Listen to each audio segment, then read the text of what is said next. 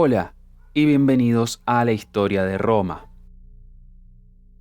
Antes que todo, voy a intentar un poco de sonido de fondo para amenizar la charla de estos capítulos. Espero que ustedes, los oyentes, me puedan contar si les resulta grato o si quizás es un poco molesto y desconcentra. Así que, vamos derecho a lo nuestro. Los años luego de la expulsión de los decémviros fueron difíciles. Los viejos problemas seguían sin ser resueltos, mientras nuevos problemas amenazaban con destrozar la ciudad. Los patricios y la plebe estaban de nuevo con el cuchillo entre los dientes por temas de riqueza, poder y tierras. La población de la ciudad crecía y no había ni suficiente espacio ni suficiente alimento para todos. Las malas cosechas amplificaban el problema y la hambruna era un frecuente motivo de muerte. Las amargas tensiones debilitaron el aparato militar, y viejos enemigos que solían estar contenidos volvían a la carga. Los volscos y los equos desgajaban el territorio romano al este y al sur, y las legiones podían hacer poco al respecto. Así, los romanos se tambalearon a lo largo de la segunda mitad del siglo V a.C., hambrientos, cansados, débiles y desmoralizados. En el fin del siglo, la victoria sobre Veyes levantó brevemente las esperanzas en la ciudad, pero por ahora la vida era una terrible guerra de desgaste.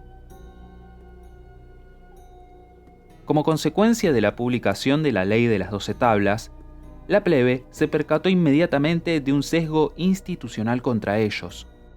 Los enloqueció la prohibición del casamiento entre plebeyos y patricios, y esto abrió un nuevo frente en la guerra por la igualdad. El punto de mayor preocupación era el acceso a los altos cargos del Estado. Esto significaba que el consulado y el cargo religioso de pontífice máximo y todo su sacerdocio les estaba prohibido. Solo patricios podían tener estos cargos, y si la plebe no podía unirse con los patricios, entonces nunca alcanzarían las posiciones más altas de autoridad o tendrían la palabra final en leyes o religión. La plebe atacó este desequilibrio por dos lados. Primero, intentaron legalizar los matrimonios entre clases, y segundo, exigieron que el consulado se abra a candidatos plebeyos. La primera exigencia se ganaría rápidamente, pero para la segunda habría que esperar unos 100 años para que el primer cónsul plebeyo sea nombrado, en el 366 a.C. En el 445 a.C., un tribuno llamado Canulio introdujo una ley que legalizaba los matrimonios entre patricios y plebeyos. La medida fue apelada por los patricios, con la idea de preservar cierta pureza de sangre dentro de su clase, pero fue una resistencia muy débil. Sus argumentos en sí eran muy pobres. Por lo general, cuando llegaba la hora de hacer sacrificios religiosos, los romanos, todos ellos, creían que un patricio debía oficiar los rituales o los dioses se enojarían. Algunas familias patricias decían que mezclar las clases también ofendería a los dioses. Pero en la ley romana, el estatus legal dependía solamente del padre de familia, sin importancia del origen genético. Por ejemplo, las relaciones entre primos del lado materno no se consideraban incestuosas, ya que técnicamente no eran de la misma familia. Así que este tema de diluir la sangre parecía un tanto absurdo. Cualquier chico nacido de un padre patricio era patricio, y punto. A pesar de estos flacos argumentos raciales, la disputa se concentró en no querer compartir el poder, pero en realidad ni entre los patricios mismos estaban de acuerdo en esto. Muchas familias patricias le pegaron el ojo a las fortunas de los plebeyos más ricos, y finalmente la ley de Canulio se aprobó. Respecto a la admisión en el consulado, los patricios pelearon con mayor fuerza para prevenirla y con métodos mucho más sucios. Este era un juguete que no lo querían compartir con los otros chicos. Así que en el 444 a.C., mientras la plebe tenía técnicamente acceso al poder, se suspendió el consulado y se creó una tercera forma de poder ejecutivo, los tribunos militares con poderes consulares. Igual, el cambio no fue permanente, y por los próximos 80 y tantos años, el poder ejecutivo en Roma alternó entre los nuevos tribunos militares y el tradicional dueto de cónsules, dependiendo de las circunstancias. Inicialmente, se elegirían 3 tribunos por la comitia centuriata, y se les daría autoridad total sobre el Estado. Pero con los años ese número se aumentó a 4 y luego a 6. La introducción de este nuevo cargo puede verse como un movimiento de los patricios para proteger el consulado de las mugrosas manos de la plebe. Ningún plebeyo podía ser cónsul si no había ningún cónsul electo. Los tribunos militares eran electos democráticamente por el ejército, y tanto plebeyos como patricios se postulaban en una elección única. Esto no les molestaba a los patricios, siempre y cuando se cuidara la santidad del consulado. Además, al aumentar la cantidad de autoridades, se acallaba la ambición plebeya y a la vez se rebajaba el poder para que los plebeyos no tuvieran una única autoridad todopoderosa como la de los cónsules. Y también, todo este ejercicio hacía que no hubiera mucha agitación de la plebe por acceder a ese cargo. Entre los años 444 y 467 a.C., más o menos, la mitad de las veces se elegían tribunos militares y la otra mitad a los cónsules para el gobierno. Muchos factores se analizaban para ver si se elegían cónsules o tribunos para cada año. Pero si comparamos los resultados de las elecciones con la actividad militar, podemos ver el porqué. Los cónsules eran electos durante los mayores conflictos en estas épocas, así que los tribunos aparecían cuando no había mucho movimiento militar y se alternaban cuando empezaban nuevas luchas. Parece un poco contraintuitivo, dado el nombre tribuno militar, pero tiene su lógica. Un plebeyo con un poder casi consular eran aceptables, siempre y cuando estuvieran destinados a tareas administrativas no más.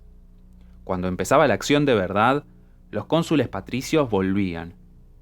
Ellos querían determinar la dirección del gobierno en tiempos de crisis. Si esto es verdad, la creación de tribunos militares era una táctica para esquivar la completa igualdad política con la plebe, y funcionó por casi 8 décadas. La segunda acción de los patricios apartó aún más a los plebeyos del poder real. Una de las tareas más importantes de los cónsules era administrar el censo cada 5 años. Los censos determinaban el estatus de ciudadano, así como la clasificación en las 5 clases de la comitia centuriata. Los cónsules encargados de esto tenían amplios poderes para dibujar las líneas y mover a ciudadanos para arriba o para abajo, controlando cómo quedarían los bloques de votantes de la centuriata. Aún más importante, en los censos se otorgaba o revocaba la cualidad de ciudadano. Obviamente, los patricios tenían mucho interés en controlar los censos, y cuando aparecieron los tribunos militares, se le pasó esta tarea a otro nuevo cargo destinado a ser el más codiciado por todos los magistrados de la República: el censor. Por ahora, solo administrarían los censos, aunque más tarde el censor tendría otros deberes, como esa rara tarea de cuidar la moral pública. Por decreto del Senado, el censor tenía que ser patricio, claramente por las ceremonias religiosas que rodeaban el censo. Pero es obvio que era para que la plebe no manejara los bloques de la centuriata en su favor. Todas estas reformas políticas cierran el proceso iniciado por Terentilio en el 462 a.C., cuando propuso por primera vez la creación de las 12 tablas. La estructura político-económica de Roma no pasaría por más grandes cambios hasta el comienzo de las guerras samnitas, a mitad del siglo IV a.C., no por falta de agitación plebeya, sino porque los patricios finalmente cerraron filas y se resistieron efectivamente a cualquier otro cambio. Como dije al principio, los años que seguían serían largos y duros para Roma. En al menos una docena de estos años se reportó faltantes de comida y granos, trayendo devastadoras hambrunas. La falta de salud pública llevó a plagas que a su vez incrementaron las muertes. Los romanos se vieron obligados a buscar ayuda en las comunidades vecinas, en Etruria al norte y al sur por la Magna Grecia y Sicilia. La mitad de sus pedidos eran denegados, y sus vecinos se alegraban de las miserias que pasaban después de tantos años bajo el dominio romano. Todos los enemigos de Roma se aprovecharon de los raquíticos ejércitos romanos y la influencia de la ciudad empezó a desaparecer. Los volscos y equos, antes derrotados con facilidad, ahora se paseaban tranquilos por los campos romanos. En medio de la desesperación, varios dejaron sus escrúpulos a un lado en favor de la ambición, y un hombre en particular pagaría caro por su arrogancia. Un rico mercader llamado Espurio Melio, que nunca había servido en ningún cargo, pero pertenecía a la clase de los equites, empezó a soñar demasiado en grande. En el 439 a.C., durante una de las muchas hambrunas, unos enviados oficiales de Roma habían rechazado el precio que le ponían al grano en la región de Etruria, por ser una estafa, y volvían a la ciudad con las manos vacías. Entonces, Melio fue con los etruscos y aceptó pagar el costo exorbitante, trayendo a Roma el grano que tanto hacía falta y regalándolo a la gente. De un día a otro, Melio se convirtió en una celebridad, un rockstar de la política. A donde fuera, escuchaba cómo lo aclamaban por su generosidad. Entonces, Melio vio cómo las masas lo adoraban, vio su gran fortuna personal y su imaginación corrió como loca. Y así pasó del sueño a la acción, y formuló una conspiración para coronarse como rey. Su lógica era que el gobierno republicano había fallado en proteger y alimentar a la gente, pero él, Melio, había tenido éxito allí donde el gobierno había fracasado. Entonces, estaría bien que él gobernara. Empezó a juntar armas y a sobornar a líderes de la plebe para que se rebelaran cuando él hiciera su jugada contra el Senado. Pero lamentablemente, esto no daría resultado. Un encargado gubernamental del suministro, un hombre llamado Minucio, negociaba todos los días con los mismos mercaderes con los que negociaba Melio, y pronto se enteró del complot. Fue derecho al Senado, que entró en pánico, dándose cuenta de su propia impopularidad, así como la desesperación que había llevado a la gente a apoyar a un posible tirano. El Senado necesitaba a un hombre cuya fama y popularidad superara la de Melio. Como conté la semana pasada, acudieron a Cincinato, quien ya era un anciano de más de 80 años, y lo designaron una vez más como dictador. Así, todo el cuidadoso plan de Melio se desarmó en un momento. Cincinato mandó a su jefe de la caballería para traerlo para que enfrentara un juicio. Melio, sabiendo que estaba en un problema gordo, intentó resistirse al arresto, pero el jefe de caballería lo mató sin más preámbulos. A continuación siguió una breve rebelión contra este asesinato, pero Cincinato fue a apoyar esta acción, explicando que Melio solo había sido convocado al tribunal, y fue por su resistencia a la autoridad, no por las acusaciones, lo que lo llevó a su muerte. Se restauró el orden y Cincinato, una vez más, entregó el poder. Poco después de la muerte de Melio, surgió una nueva amenaza externa que llevaría a los romanos al inicio de su enfrentamiento final contra Veyes. La ciudad de Fidenas, un pueblo etrusco del lado romano del río Tíber, que había estado bajo control romano por un tiempo, llamó a los vellanos en auxilio. Pensaron que Roma, internamente débil y atrapada en el sur con un manojo de tribus, los dejarían ir libres, pero Roma estaba determinada a seguir dominando.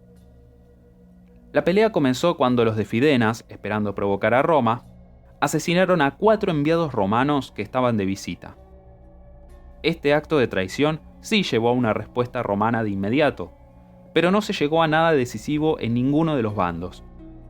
La guerra contra Fidenas, apoyada por Veyes, se extendió por años. Para los romanos, la victoria era una necesidad.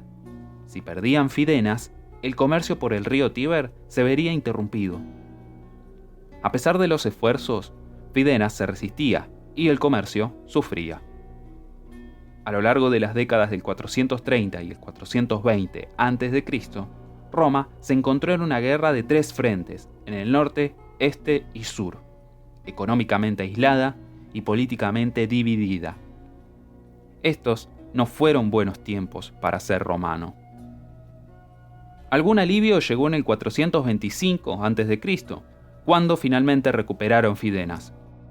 Pero Veyes todavía seguía allí, en el horizonte.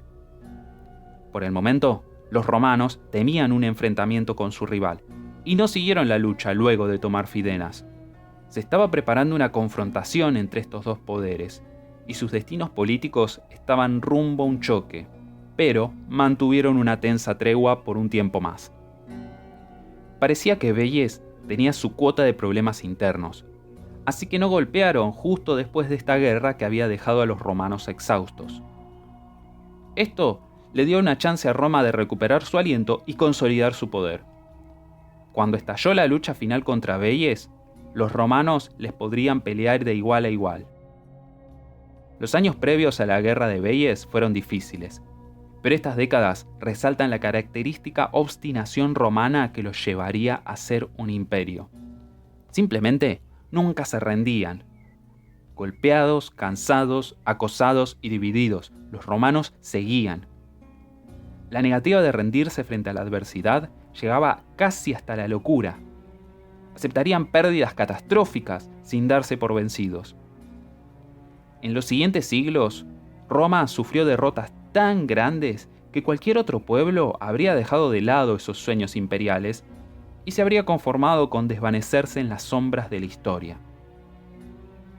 En vez de esto, los romanos enterraban a sus muertos y alzaban un nuevo ejército, nunca pidiendo paz ni retirándose. Fue esta voluntad inquebrantable que les ganó su popularidad y que asustaba tanto a los enemigos de Roma. Incluso cuando un ejército romano era absolutamente derrotado, en vez de rendirse como un país civilizado, Roma juntaba otro ejército más para mandarlo de vuelta, hasta que terminaban ganando por más cansancio que otra cosa. Y cuando se daban cuenta, los enemigos de Roma se encontraban dominados por el mismo pueblo que creían que acababan de vencer. Así lo hacían los romanos, y en estos difíciles años se notaba. A veces se dice que se le pide mucho a ciertas generaciones y a otras se les da mucho.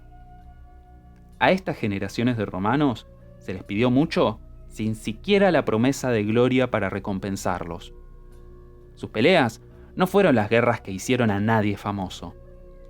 Tenían que luchar largas escaramuzas de desgaste, que costaban muchas vidas y no ganaban nada para nadie.